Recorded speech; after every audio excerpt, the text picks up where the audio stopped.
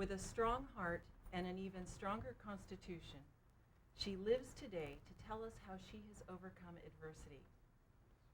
She gives her life in both word and deed to betterment of health and guides the paths of those who survey an alternate diet from the fast food hamster wheel that we so often find ourselves on. With all that being said, I'm honored to be in her company. Thank you for that. I appreciate Welcome. that introduction. Thank you for having me. These are very impressive, but I meant what I said. After getting to know you, your biggest trophy lies right here. You're an amazing woman. Oh, it's been a journey that I've gone through. When you're diagnosed with cancer or any challenge, it can take you one of two paths, and it took me on the path of making me a better person than I was before I had the disease. I was diagnosed with breast cancer on October 16th of 2003, and there are dates that you don't forget, and that's one of them. I went through the process, and I came out of the surgeries, of the treatments. I went through a time of depression where I came home from my last treatment, and I found myself on the floor in front of the fire with my Jack Russell Terrier, and that's where I stayed for quite a while. And one day I decided it was time to take my life back and take it into a positive direction. And I chose to get up off that floor. What helped you get up off that floor? It Because was, a lot of people find themselves in that same place, but you had the courage or the fortitude. it was by the grace of God that I did. He plays a large part in my life. I can't deny that. And the other part in my life is my husband, Bill. He allowed me to stay on the floor. He allowed me to fall when I needed to and get up with help when I needed it. And he allowed me to struggle to get up when I needed it. And I reached a point where I knew that there was more for me out there, and I wanted to take back what cancer had stolen from me, and that's my message now with it being October and Breast Cancer Awareness Month. I want women to take back what cancer has stolen. And so I sought out a personal trainer, one that I knew would keep me safe and train me in the correct way with the limitations that I had. And his name is Aaron Connor. I train with him to this day. I went through his training and loved it so much that in 2006 I went back to school to become a personal trainer. And I would love to say it was because of the nobleness of wanting to train others, but it was so that I could glean more knowledge for myself, because I just fell in love with this and this new lifestyle of nutrition and fitness and how it made me feel, and moreover how it makes me look, because breast cancer, I feel, strikes the heart of women in their femininity, and that's what it did to me, because I knew I didn't look normal anymore. And so I went through school, became a personal trainer, then I decided to go through the reconstruction process, and I'm thrilled that I did. Well, when they did surgery, they didn't just take a small portion of your body. They took like half your body. They do. I had a lumpectomy at first because we thought that it was just a small thing. The margins weren't wide enough. They had to go back in and take a significant amount of my breast. And so when I left the last day of radiation that day from the hospital, they were so gracious with the hugs and the balloons and the kisses, and you've done it, go out there. And driving home, I just thought, I don't look normal, I don't feel normal, I don't know what my new normal is, and that's what drove me into the depression. And so after I regained my physical strength, I decided that it was time to put back what cancer had taken. And in doing so, they used my lat muscle to help rebuild off of. Anybody that is familiar with bodybuilding knows that your lat muscle is a major muscle group in your back. It has to do with rowing, pulling, and how your back looks. And as a personal trainer, I was hesitant because I knew I would have limitations that the doctors told me I would have. This doesn't look like limitations. In the back of my mind, I went, nope, they're not going to keep me down. And so as soon as I got the okay after the reconstruction, I went back to the gym. And in 2008, my trainer challenged me, why don't you start competing?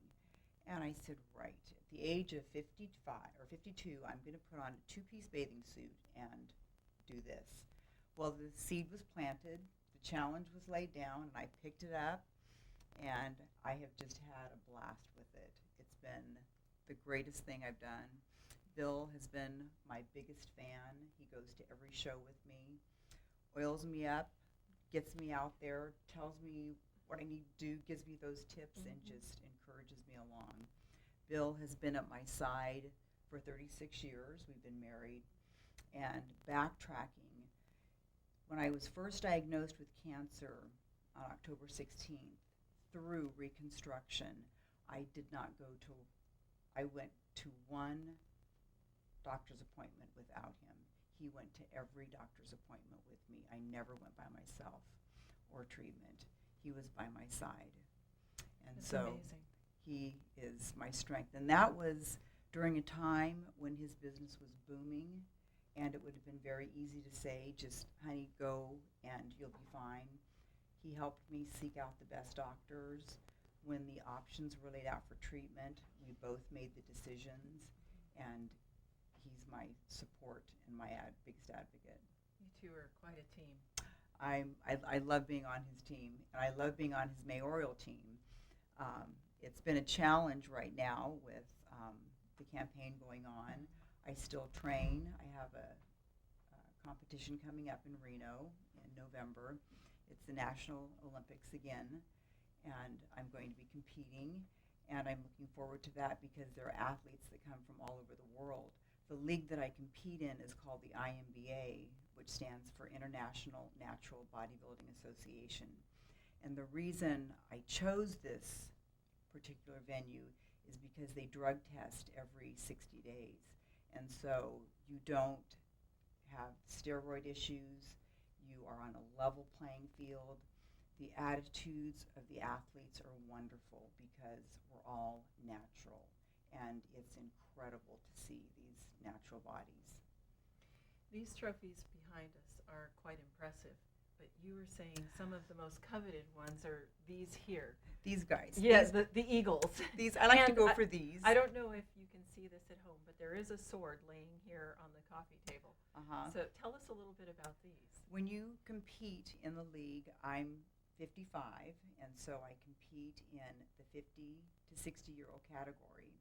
In order to get one of these guys or a sword, you have to win your category, and then you have to go up against the winners of the 40-year-olds and the 20-year-olds to 30-year-olds.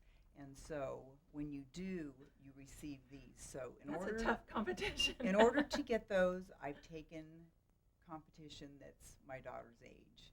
And it's been fun, and we all laugh, we all have fun, and we all have a great time. This particular plaque is especially important to me. At the International Olympics last year, it's a whole board that votes, and I was given the Most Inspirational Athlete of the Year award because they know of the cancer, they know of my challenges. Every time I step on stage, I do it for my sisters that have cancer, my sisters that are going through the process of cancer, and my sisters that have lost their fight to cancer. And this November is going to be especially important to me because my mom is now with hospice fighting cancer. And so this year I will be competing in her honor in the Olympics in Reno. So I'm going for the gold for her. So I'm going to bring it home.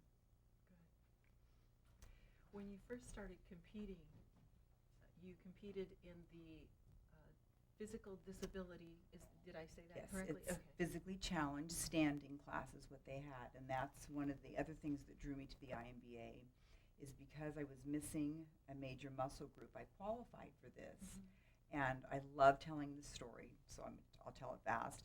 But You have plenty of time. Okay, I participated in the morning is when they do the judging, and then in the evening they do the night show. I went out in the morning to do my mandatory poses, and I could see the judges whispering to each other, and they called the promoter over, and I didn't know what was being said, and so they had me go ahead and do my poses. After I was finished, I found out that the judges couldn't see what my challenge was. I can now show before judges, and they don't know I'm missing a lat muscle. At the evening show, we're all backstage getting ready, and this one feisty little bodybuilder came up to me, and I love her. Blonde hair, blue eyes, and her blue suit. I just love the vision I have of her that I remember. And with her hand on her hip, she looked at me and she said, "What exactly is your challenge?" And I just said, "I am so glad you asked." I said, "Let's start with the 7-inch scar on my back. And because of the protan and the materials you put on, because of the lights that fade you out, you couldn't see the scar." And she looked at the scar and she said, "Please don't say another word. I am so sorry." And I said, "No, I'm thrilled that you did, because that's why I'm here. That's why I'm doing what I'm doing." I said, "I'm going to strike a pose, and I want you to tell me what muscle I don't have that you do." And I did a front lat spread, and her hand went over her mouth, and she said, "You don't have a lat muscle." And I said, "That's right." And when she first asked me the question, about 4 or 5 other girls gathered round to see what the answer would be. And she said, jokingly, she said, "We were going to protest you because we just thought you looked too good." And I said, "That's really sweet." And as I answered her question, I could see the other girls filter off and left her by herself. And I really thanked her for having the courage to come to me and ask me. And a few weeks later, I was talking with one of the judges, relaying the story, and he said, "Well, I'll give you the rest of the story." He said they hadn't thought about it. They had already started the process. But after you explained to them what you had gone through, they, needless to say, pulled the protest. So I was the first woman to ever compete in the physically standing class at the IMBA. And I don't participate in that class anymore because I don't consider myself physically challenged anymore. I've overcome it. You were mentioning earlier about competing against women that are your daughter's age. Yes. Now your daughter is competing as well. My daughter has taken up the mantle, and she is training also with Aaron. And our goal next year is to be on stage together. And she has the same competitive spirit that I do. And so it should be a lot of fun. I'm looking forward to it because she'll give me a run for my money. You've taught her well. Yes, and she's learned well. So we only have a couple minutes left. Please tell us a little bit about your competitions that are coming up and the other challenges that you have with the mayoral race. The main competition I'm focusing on is Reno right now. That will be the end of the show season for this year. So my focus is that. I train hard 3 days a week, and then we're walking precincts on a regular basis, so I'm getting my cardio in that way. I did start a business called Cathy Z for Life, where I am able to promote breast cancer awareness, and I've had the honor of speaking at the University of Irvine to a large group of women who had breast cancer and how to overcome it. That has been put on hold because the greater cause right now is, I feel, for Bill to be mayor of this city. And once the mayoral race is over and I'm going to speak in the positive and my husband is mayor, then I will go back to Cathy Z for Life. And what I want to bring to the city of Modesto is the health that our community has lost. I would like us, as you said, to get off that fast food hamster wheel that we're on. It is so easy to shop correctly. We just need to be retaught. And it's better for you, it tastes better, and you feel great. So those are my goals. Where can we find you? You can find me on Facebook and just under Cathy Zoslocki, or you can Google me and you'll all come up on the IMBA. I can also give you my website, which is Cathy at CathyZ4life.com. I'll respond or answer any questions that I can for people and encourage people that I can. That's my goal. Now, on your website, can we find some nutritional tips? My website is not up and running yet, Okay. so that's not up. And once I'm finished, yes, then you will find Good. nutrition. So after the election is over, Yes, it's then back, Cathy Z back for to Life. training. Yes, it's back to getting that up and running and getting that going. Very So. good. Thank you very much for joining me this evening. Thank you for having Good, me. strong handshake. Thank you very much. You're very inspirational and impressive, and you Thank are a you. beautiful woman from the inside out. Thank you very much for joining me this evening. Thank you for having me. Thank you to all my guests this evening, Bill Zoslocki, Bill Mussman, Brian Dubois, and Cathy Zoslocki. I'm Athens Abell for On Watch News, Channel 23. Good night.